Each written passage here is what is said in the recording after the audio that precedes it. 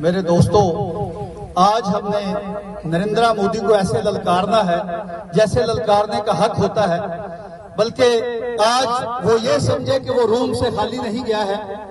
मैं आप लोग को एक चीज बताऊं, ये जो है ये इंडियन गुजरात का कसाब है।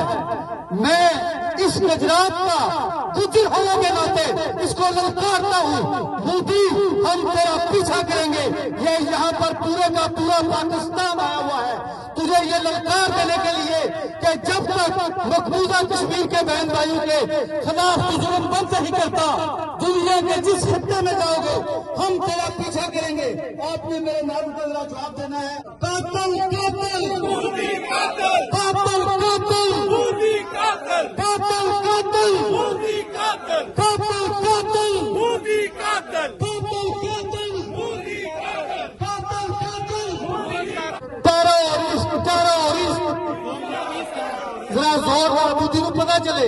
Terrorist terrorist terrorist terrorist terrorist